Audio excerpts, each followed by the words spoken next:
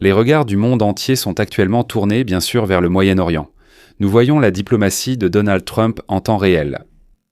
Nous la voyons avec la Thaïlande, nous l'avons vu avec la Thaïlande et le Cambodge, avec l'Arabie Saoudite, le Koweït, la Syrie, Bahreïn. Nous avons observé l'Arménie, l'Azerbaïdjan, la Turquie, le Gambit. Et maintenant, sans doute, le plus grand enjeu, c'est l'Iran. Une véritable épine dans le pied du monde entier depuis, il me semble, 47 ans. Les otages. Combien de temps ? 444 jours à Téhéran. Des explosions de navires, des attaques contre des ambassades, l'extermination sanglante d'enfants et de femmes en Israël. Et après 38 jours de bombardements ininterrompus, soudain une pause. Pourquoi ?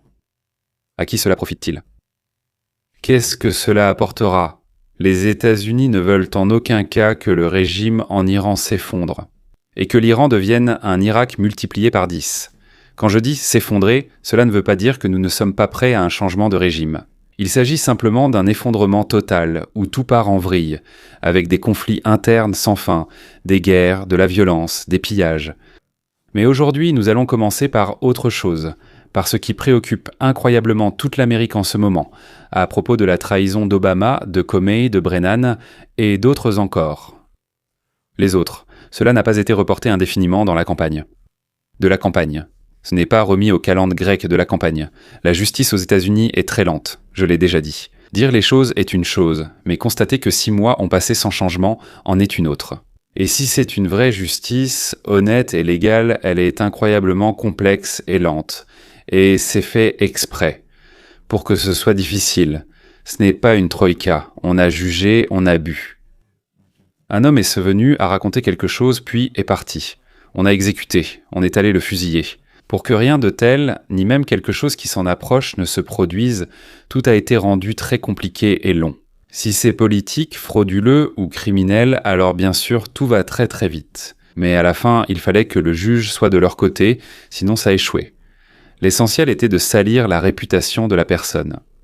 Alors John Solomon, dont je vous ai déjà parlé à plusieurs reprises, je pense que vous savez déjà qui c'est. L'affaire du complot de Barack Obama et de ses plus proches collaborateurs visant à saper les fondements de la démocratie américaine. C'est-à-dire exactement ce dont on accuse constamment Trump en réalité. D'accord, passons aux grandes nouvelles qui viennent tout juste d'apparaître il y a quelques minutes sur justthenews.com. Nous avons suivi l'histoire de James Comey. Il est accusé de mensonge au Congrès pour avoir nié avoir permis à ses collaborateurs de divulguer des informations aux médias. Et à la fin de la semaine dernière, comme nous vous l'avons dit, il a joué la carte de la victime. On me persécute malicieusement parce que Donald Trump me déteste. Eh bien, aujourd'hui, les agents du FBI et la procureure principale de son affaire, Lindsay Halligan, ont répondu. Et avec quoi ont-ils répondu ? Avec les propres courriels de James Comey et ses notes manuscrites. Et qu'est-ce qu'ils montrent ? Ils révèlent que James Comey savait que son adjoint donnait anonymement des infos aux médias. Non seulement il le savait, mais il a écrit dans une lettre « Bon travail, mon ami », félicitant Dan Richmond, son principal lieutenant, après qu'il lui ait raconté ce qu'il avait fait avec le New York Times. Un de ses lieutenants lui a raconté ce qu'il avait fait avec le New York Times. Comey divulguait des informations aux médias pour discréditer ses adversaires, y compris Trump, et mentait sur Hillary et ses crimes. Oui, comme indiqué dans l'acte d'accusation, il s'agit des histoires concernant les emails de Hillary Clinton. Donc, cela confirme la position du gouvernement selon laquelle Comey a autorisé des fuites par l'intermédiaire de ses collaborateurs journalistes dans l'affaire Hillary Clinton, comme ils l'ont affirmé. Mais ils sont allés plus loin.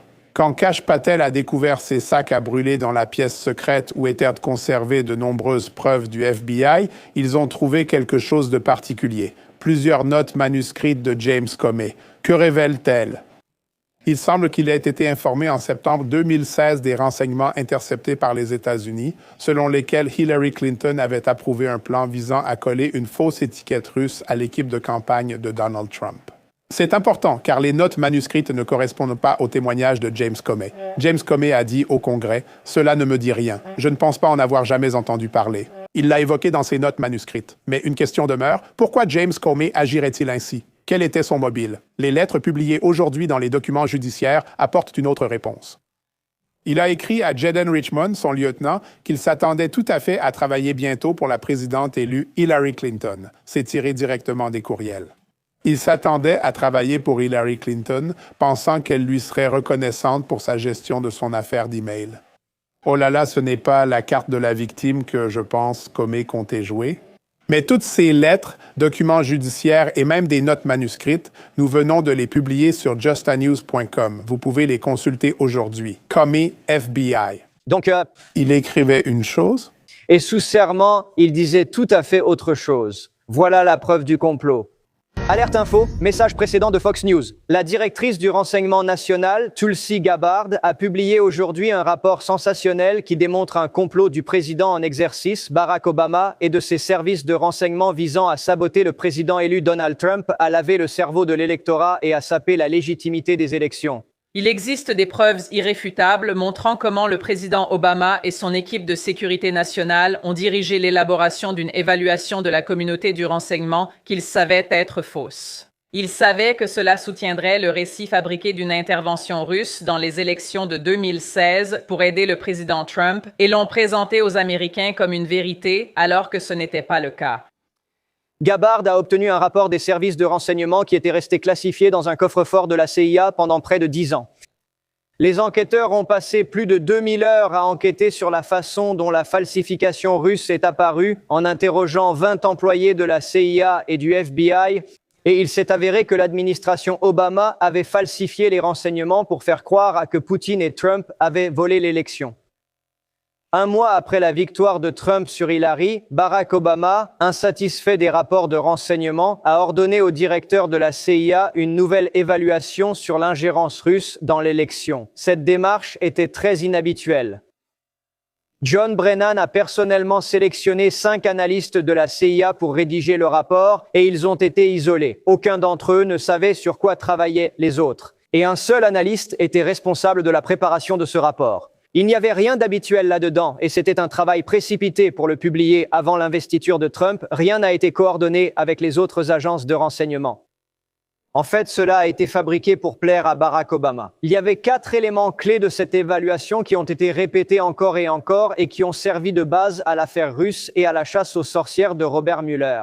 Premièrement, que Vladimir Poutine voulait que Donald Trump gagne. Deuxièmement, Poutine a agi pour aider Trump à gagner. Troisièmement, les Russes détenaient du compromat sur Trump, connu sous le nom de dossier Steele. Quatrièmement, les Russes ont tenté de conspirer avec la campagne de Trump. Aucune de ces choses n'a jamais été vraie. Il n'y avait pas de renseignements fiables pour confirmer ces accusations. Des hauts responsables de la CIA ont à plusieurs reprises refusé de diffuser ces accusations, mais ils ont été contraints à plusieurs reprises par le directeur de la CIA Brennan et les directeurs du bureau qui insistaient pour les promouvoir même sans preuves vérifiables. L'administration Obama a falsifié des renseignements, menti sur les sources, déformé des citations, n'a pas confirmé ses déclarations, caché des informations contredisant leur version et même utilisé des messages anonymes sur Internet. Des employés ordinaires de la CIA ont reconnu que leurs actions violaient leurs propres normes professionnelles. Une puissante campagne de pression a été lancée venant directement du sommet. Les analystes de la CIA disent avoir reçu des directives inhabituelles des responsables politiques, du directeur de la CIA et même d'Obama. C'est ainsi que cette falsification russe est née. Donald Trump sait que les Russes l'ont aidé à gagner en 2016 et Poutine détestait tellement la secrétaire d'État Clinton qu'il préférait clairement celui qui se présentait contre elle. C'est la Russie qui a tenté de manière très systématique d'interférer dans les élections et de favoriser l'élection de Donald Trump. C'était une campagne de désinformation malveillante menée contre le peuple américain à tel point qu'à un moment donné, 60% des démocrates croyaient que les Russes avaient piraté nos machines à voter pour aider Trump à gagner la Maison-Blanche. Ce que ce rapport montre en réalité, c'est que les Russes voulaient simplement semer le chaos et saper les démocrates.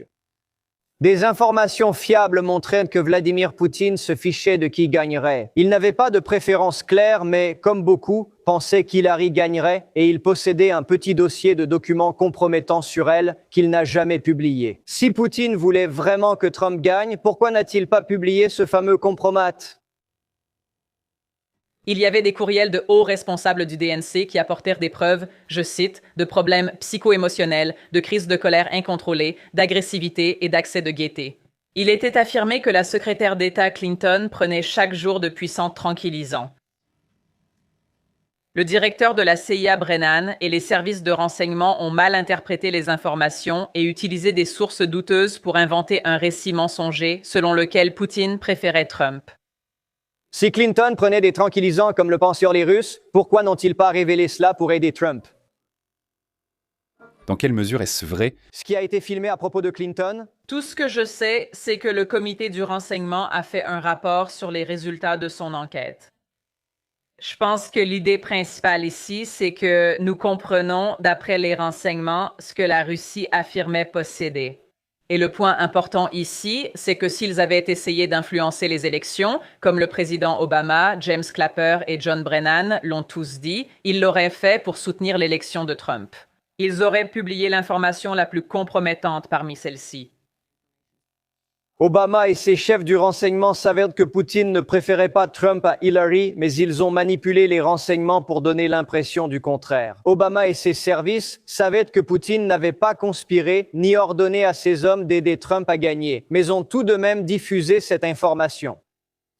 D'une certaine manière, Barack Obama a fait exactement ce que Poutine recherchait. Il a sapé la confiance des Américains dans des élections libres et équitables et a provoqué le chaos dans notre pays. Le FBI était celui qui faisait ce qui profitait à notre adversaire. Le complot est un crime grave, surtout un complot confirmé par les propres enregistrements des participants. Il faut vraiment être des idiots. Ajoutez à cela que Hillary disait partout qu'on lui avait volé l'élection, qu'elle avait en réalité gagné, mais qu'à cause des Russes, elle n'avait pas obtenu le sceptre. C'est elle, pas Trump, qui a refusé de reconnaître les élections. Elle. Il y en avait avant elle, mais elle n'a pas reconnu les élections. Pensez-vous que cette nouvelle information incrimine l'ancien président Obama pour un comportement criminel? Nous avons et continuerons de transmettre tous ces documents au ministère de la Justice. Le FBI pour enquêter sur les conséquences pénales de cette affaire. Les preuves, c'est exact. Les preuves que nous avons trouvées et rendues publiques indiquent clairement que le président Obama a dirigé la fabrication de cette évaluation du renseignement. Il existe de nombreuses preuves et informations de renseignement qui confirment ce fait. À la fin du mois de mai, très probablement, à la fin du mois de mai, tout cela ira devant les tribunaux et il y aura un énorme scandale international. Passons maintenant à l'Iran, mesdames et messieurs, à l'accord sur un cessez-le-feu temporaire, n'est-ce pas? Je ne sais même pas comment l'appeler plus précisément, une trêve temporaire. Nous ne voulons pas l'effondrement du régime en Iran. Alors Dieu nous en préserve, si le régime venait à s'effondrer. Bonjour. Les États-Unis et l'Iran ont conclu une trêve de 2 semaines, juste avant la date limite fixée par le président Trump pour rouvrir le détroit d'Ormuz ou risquer une destruction. Fox News confirme qu'il y a en ce moment même ce matin du mouvement dans cette voie navigable cruciale du détroit. Le président Trump a écrit sur Truth Social « Grand jour pour la paix mondiale. L'Iran le souhaite. Les États-Unis aideront à fluidifier le détroit d'Ormuz. » Ainsi, 2 heures avant le début des bombardements massifs annoncés contre l'Iran, la partie pakistanaise, ou plutôt les médiateurs pakistanais, car ils ne sont pas une partie prenante, bien sûr, ils ne représentent personne, ils sont au milieu, ont proposé une pause de 2 semaines, un cessez-le-feu, et Trump a annoncé ce qui suit. Il a agi de mauvaise foi car il a déclaré ouvertement « Nous mettrons fin au régime vieux de 47 ans, c'est le CGRI, et que Dieu bénisse le peuple iranien. » Les gens peuvent agir de mauvaise foi, mais pas le président. Il a menacé le régime, ils ont compris et supplié pour un cessez-le-feu. La plupart des 15 points sont déjà convenus. Merci pour votre attention. Voici la position des États-Unis. Approchez, nous vous tiendrons informés des déclarations de Téhéran. La proposition de paix comporte 10 points. Les 3 premiers sont importants. Voyons jusqu'où ils iront. C'est-à-dire que les États-Unis ont proposé un plan en 15 points, et l'Iran a répondu avec ses 10 points, les voici. Mais je veux tout de suite préciser que Donald Trump dit que ces points ont été publiés par l'Iran, mais que la partie américaine a tout simplement jeté tout cela à la poubelle, puis l'Iran a envoyé de nouveaux points différents des précédents. Mais allons-y, comme on dit, dans l'ordre. La garantie de non-agression de la part des États-Unis n'est peut-être pas viable dès le départ. Le contrôle de l'Iran sur le détroit d'Ormuz, que beaucoup considèrent comme des eaux internationales, l'acceptation de l'enrichissement iranien, mais nous savons déjà que cela est inacceptable pour les États-Unis. Les 2 points suivants, les points 4 et 5, concernent l'allègement des sanctions de la part des États-Unis ainsi que de l'ONU. Les points 6 et 7 concernent également certaines résolutions adoptées par l'Organisation des Nations Unies concernant son programme nucléaire, y compris l'AIEA. Gardez à l'esprit, au final, si vous parvenez à un règlement pacifique, qui seront les inspecteurs envoyés en Iran. Cette administration exigera-t-elle que ces inspecteurs représentent en partie les intérêts de cette administration, c'est-à-dire qu'il s'agisse d'inspecteurs américains? Voyons si les Iraniens accepteront cela au final. Point numéro 8, compensation pour les dommages de guerre. Ils veulent déjà des réparations. Point numéro 9, retrait de toutes les troupes américaines de la région. Et point 10, un cessez-le-feu sur tous les fronts, y compris le Liban qui n'était pas concerné, comme le montrent les frappes israéliennes à Beyrouth la nuit dernière. Sous-titre réalisé par Dimator Zok, donc. Pratiquement, avec cette liste d'exigences, l'Iran a indiqué qu'ils avaient gagné la guerre, et maintenant l'Amérique et le monde doivent se rendre à la merci du vainqueur. Comme vous le comprenez, ils n'ont pas gagné la guerre, et ils le savent tant très bien. Alors pourquoi? Écoutons le général Jack Keane. Eh bien, il faut regarder cela du point de vue de l'Iran. Pourquoi ont-ils bloqué le détroit d'Ormuz? Quel objectif cherchaient-ils à atteindre ici? Leur seul objectif était d'arrêter la guerre, et ils ont atteint cet objectif. Nous avons vraiment arrêté la guerre. Et pas seulement cela, Bill. Les Iraniens gardent toujours tout sous contrôle. La marine du corps des gardiens de la révolution islamique a déclaré à tous les navires dans le Golfe, passant par le détroit, qu'ils avaient besoin de leur autorisation. Donc, ils contrôlent totalement le détroit d'Ormuz et tous ces navires vont certainement respecter les avertissements donnés par l'Iran. Quel est donc leur plan pour la suite? Je pense qu'ils ont deux options dans cette situation. L'une d'elles, évidemment, c'est d'entamer des négociations, et comme vous l'avez clairement indiqué, nous ne pourrions pas être plus éloignés l'un de l'autre dans ces négociations. C'est l'une des principales raisons pour lesquelles l'Iran a rendu public son plan d'entrée en négociation. Je veux dire, il l'affirme très ouvertement. Voilà exactement ce que nous voulons obtenir. Il prépare juste le terrain pour prolonger les négociations, excellent à brouiller les pistes et à faire traîner les choses. Leur objectif lors de ces négociations sera de faire traîner les discussions, de prolonger le régime de cessez-le-feu. Pourquoi? Eh bien, nous approchons ici d'un accord. Ils diront n'importe quoi pour en convaincre nos négociateurs. Nous approchons d'un accord. Et que ferons-nous si nous prolongeons ces négociations? L'Iran ne fait que gagner du temps. Pourquoi? Parce qu'au fur et à mesure que le temps passe et que les prix du pétrole commencent à baisser, la pression sur le président et l'administration diminue sur le plan économique et financier et aussi dans une certaine mesure sur le plan politique. Il mise sur le fait que cette pression sur le président, à ce moment, lui fera perdre l'envie d'attaquer à nouveau dans quelques semaines en raison de la prolongation des négociations. C'est précisément là-dessus qu'ils fondent leur action. Ce que nous devons faire tout de suite, c'est leur présenter un ultimatum immédiat en nous basant sur ces 2 semaines. Iran, vous respectez nos conditions, et nous savons quelles sont ces conditions, et le président veut à nouveau les rendre publiques, les annoncer. Et si vous ne respectez pas nos conditions dans 2 semaines, alors nous attaquerons à nouveau. Leur deuxième plan qu'ils mettent actuellement en œuvre consiste à attaquer nos alliés arabes dans la région. Ils continuent de le faire. Pourquoi font-ils cela? Ils le font parce qu'ils veulent que les Arabes fassent pression sur l'administration pour arrêter l'attaque d'Israël au Liban. Le Premier ministre et le Président ont eu hier des discussions approfondies. Le Premier ministre a exprimé sa volonté de poursuivre l'opération au Liban pour éliminer tous les combattants du Hezbollah qui attaquaient régulièrement le nord et, dans une certaine mesure, le centre d'Israël. Une fois pour toutes, ils vont détruire toute l'infrastructure existante. C'est exactement ce qu'ils font et ils ont des troupes terrestres qui s'en chargent. Ils ne toléreront plus cela. En d'autres termes, ils ont l'intention d'entreprendre quelque chose de bien plus significatif que ce qu'ils ont fait il y a quelques mois. Ils cherchent l'autorisation de le faire, tandis que les Iraniens veulent l'empêcher. C'est leur deuxième manœuvre ici. Et bien sûr, j'espère vraiment que l'administration soutiendra le Premier ministre dans cette affaire et qu'elle leur permettra de repousser complètement le Hezbollah hors de cette région. Voilà, à mon avis, ce à quoi nous sommes confrontés en ce qui concerne ce que les Iraniens essaient de faire et comment les États-Unis doivent gérer ce qui s'est passé ici. Le général a une vision militaire, tandis que la Maison-Blanche doit en avoir une militaire et politique. En outre, la Maison-Blanche dispose, je l'espère, d'autres moyens de pression et de persuasion que, disons, les militaires n'ont pas ou n'utilisent pas. Voici ce que dit la Maison-Blanche. En ce qui concerne la trêve de 2 semaines annoncée hier soir par le président Trump, c'est une victoire pour les États-Unis d'Amérique, obtenue grâce au président et à nos militaires incroyables. Dès le début de l'opération Fureur épique, le président Trump a déclaré qu'il s'agirait d'une opération militaire de 4 à 6 semaines visant à démanteler la menace militaire du régime iranien islamique radical. Grâce aux capacités incroyables des militaires américains, les États-Unis ont atteint et largement dépassé ses objectifs militaires principaux en seulement 38 jours.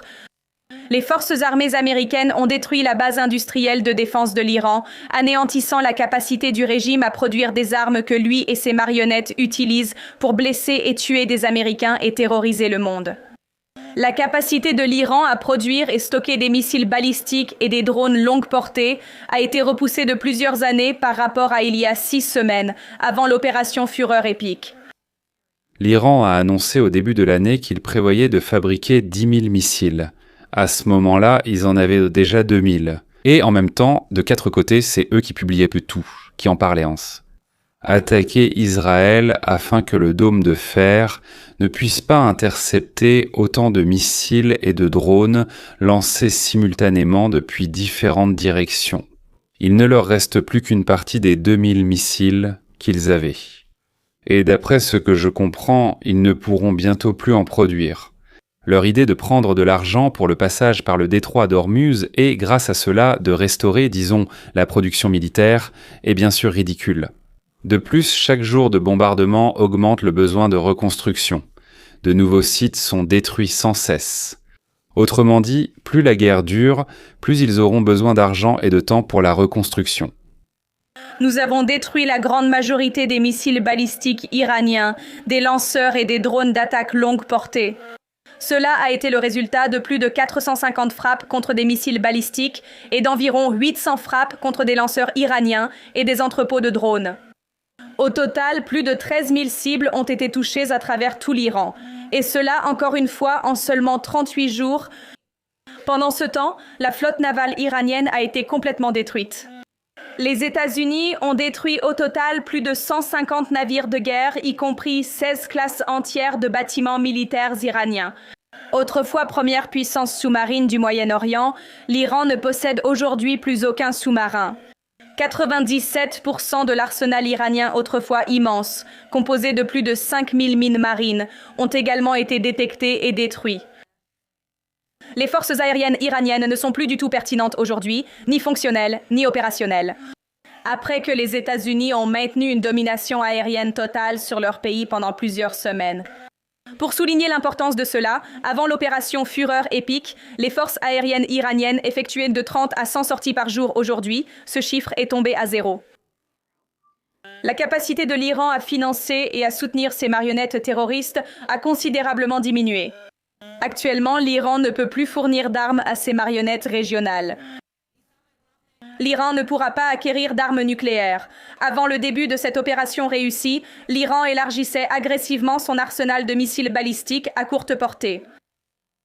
Grâce à ses armes et à sa flotte, l'Iran tentait d'accroître sa puissance militaire autour de ses frontières, ce qui aurait constitué une menace inévitable et existentielle pour les actifs militaires américains au Moyen-Orient, pour nos alliés dans la région et, en fin de compte, pour le monde libre. L'Iran poursuivait cette stratégie dangereuse et agressive pour une seule raison, tenir le monde entier en otage de ses ambitions terroristes. Les Iraniens cherchaient à utiliser leurs capacités militaires accrues comme un bouclier autour de leur pays afin de continuer à poursuivre leur objectif ultime de fabriquer des bombes nucléaires. Mais leurs plans meurtriers et sinistres ont été réduits à néant, au sens propre comme au figuré, en même temps que leur armée, leur programme nucléaire et la majeure partie de leur haute direction, y compris l'ancien guide suprême, Ayatollah Ali Khamenei. Les structures de contrôle ont également été gravement perturbées après plus de 2000 frappes. Beaucoup de leurs dirigeants restants sont paralysés par la peur et ne peuvent plus se déplacer librement dans leur pays, ni se réunir ouvertement. Grâce à la supériorité sans précédent de nos guerriers sous la direction du commandant en chef, le monde vient d'être témoin d'un triomphe militaire historiquement rapide et réussi. Je dois dire que 38 jours, c'est moins que les 1465 jours de guerre en Ukraine. Je dois dire que 38 jours, c'est moins que 1465 jours de guerre en Ukraine. C'est moins que les 2194 jours de la Seconde Guerre mondiale et moins que les 7130 jours de la guerre du Vietnam. Cette campagne iranienne, messieurs, c'est 38 jours. Les efforts valeureux de tous nos incroyables militaires ont créé un levier maximal pour le président des États-Unis, lui permettant, ainsi qu'à son équipe dirigeante, de mener des négociations difficiles au cours des dernières semaines. Ce qui a maintenant ouvert la voie à une solution diplomatique et à une paix durable au Moyen-Orient. La pression maximale exercée par le président et le levier créé par le succès de l'opération Fureur épique ont conduit le régime iranien à demander, puis finalement accepter, la proposition de cessez-le-feu avec les États-Unis.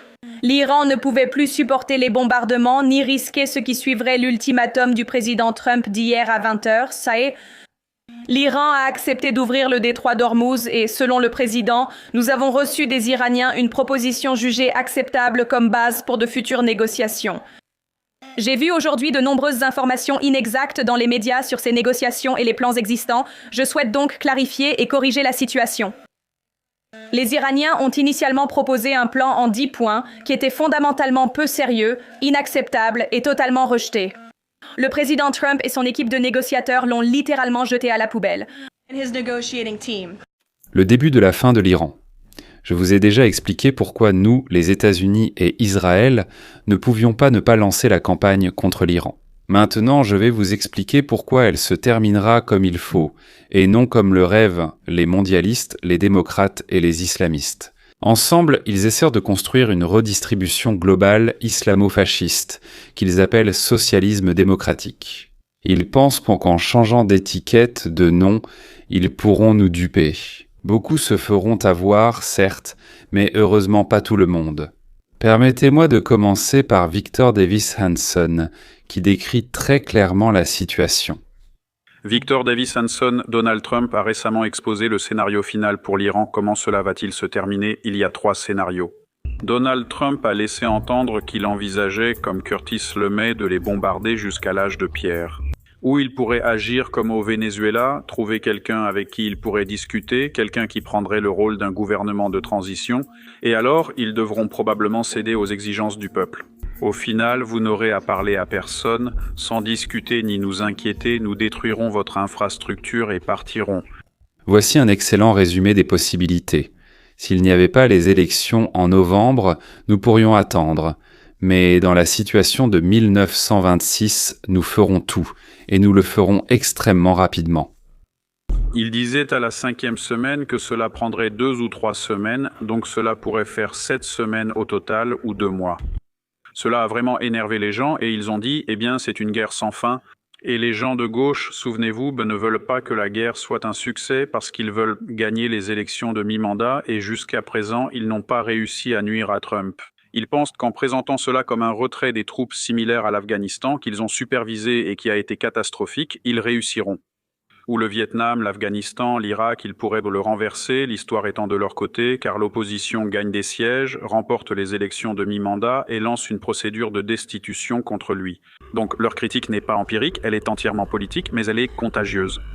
Récemment, un de nos avions F-15 a été abattu et touché. L'un des pilotes a pu être sauvé.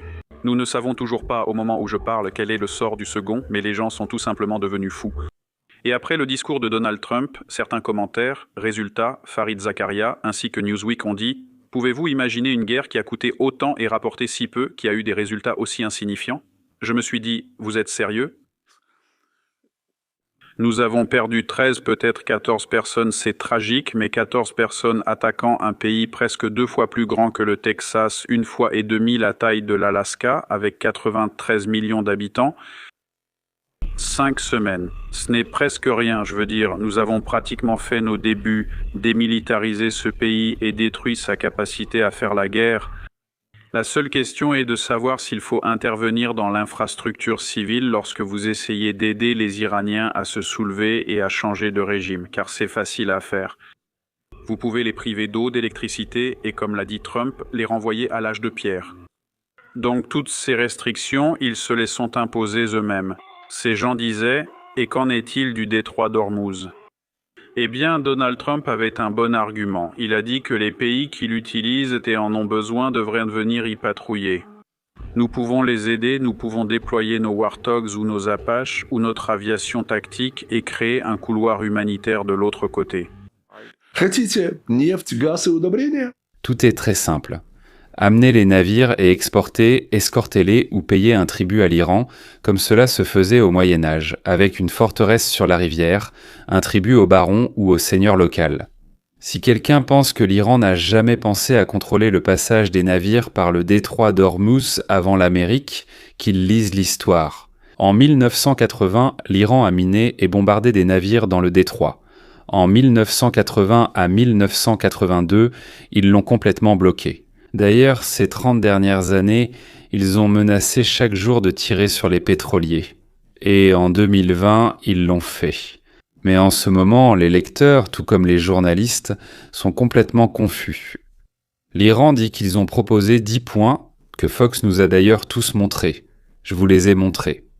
Donald Trump dit que ces 10 points ont été donc jetés à la poubelle par Trump lui-même et qu'en échange, 2 heures avant la date limite qu'il avait fixée, 10 autres points sont arrivés.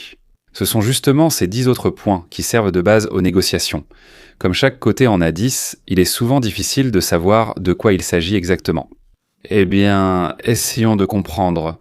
Plusieurs médias ont rapporté que la deuxième proposition inclut ce cessez-le-feu de 2 semaines et la suspension des frappes américaines et israéliennes en échange de l'ouverture du détroit d'Ormuz, ainsi que l'arrêt des attaques contre les navires et les bases américaines. Autrement dit, ce qui est écrit là-bas, comme ils le disent, nous l'ignorons totalement car la Maison-Blanche reste silencieuse à ce sujet. L'ouverture complète et sécurisée du détroit d'Ormuz sous un certain régime de passage conjoint ou contrôlé, mais sans reconnaissance formelle du contrôle militaire exclusif de l'Iran sur le détroit. Cela diffère bien sûr de la version publique iranienne. Deuxièmement, une garantie de non-agression signifie que les États-Unis cessent la guerre contre l'Iran et renoncent aux frappes préventives si les accords sont respectés. Autrement dit, si les accords sont respectés, il y a la paix. S'ils ne le sont pas, alors, comme on dit, eh bien, si tu ne le fais pas, je ne le ferai pas non plus. Ensuite, la désescalade du conflit sur tous les fronts. Cela signifie d'abord l'arrêt des frappes contre l'Iran, puis l'arrêt progressif de la guerre en Irak, au Liban, au Yémen et en Ouzbékistan. La participation des groupes pro-iraniens, c'est-à-dire, eh bien, le Hezbollah, etc. Maintenant, la question nucléaire. L'Iran, ils veulent conserver le droit d'enrichir l'uranium jusqu'au niveau convenu avec l'AIEA, eh bien ils comprennent qu'ils trouveront un moyen de tricher, oui, mais ils confirment leur engagement à ne pas chercher à obtenir des armes nucléaires. Et pour les Iraniens, dire ça, c'est facile? Absolument, oui. Ils annoncent un régime d'inspection plus strict, mais comment saurons-nous ce qui est réellement inspecté? Maintenant donc, le programme de missiles et de drones, limité à la portée des missiles et des drones utilisés par l'Iran et ses alliés dans la région. Les détails d'ailleurs sont classifiés. Même les journalistes qui écrivent que quelque chose aurait fuité ne savent pas non plus. Maintenant, les sanctions. La levée des sanctions primaires et secondaires se fait par étapes, et non d'un seul coup, liée à la vérification de l'exécution des accords. Eh bien, la version publique iranienne, soi-disant, exige la levée totale et immédiate, sans aucune vérification, et ainsi de suite. Maintenant donc, le déblocage des avoirs iraniens et la possibilité de les utiliser pour la reconstruction, mais sans formule de type rapatriement depuis les États-Unis. Ce sont leurs fonds. Nous les avons simplement gelés parce qu'ils ont attaqué là-bas, etc. Et dans la version iranienne, il était question d'une compensation pour les dommages. Bien sûr, c'est complètement absurde. Nous n'allons rien faire de tel. Maintenant, la présence militaire américaine. Un retrait partiel ou une redistribution des forces américaines, c'est acceptable. Un retrait total, comme l'exige l'Iran dans son plan public. Je tiens à rappeler que Donald Trump souhaite depuis longtemps réduire le nombre de bases et le nombre de militaires qui s'y trouvent. Maintenant, un mécanisme formel pour une paix à long terme. Un accord cadre entre les États-Unis et l'Iran avec des garanties de pays tiers. Des groupes de travail sur les conflits régionaux et une procédure. Eh bien, tout va bien lorsque les deux parties sont vraiment sincères. Et chacune des parties suppose que l'autre ne pense rien de sérieux et cherche à tromper.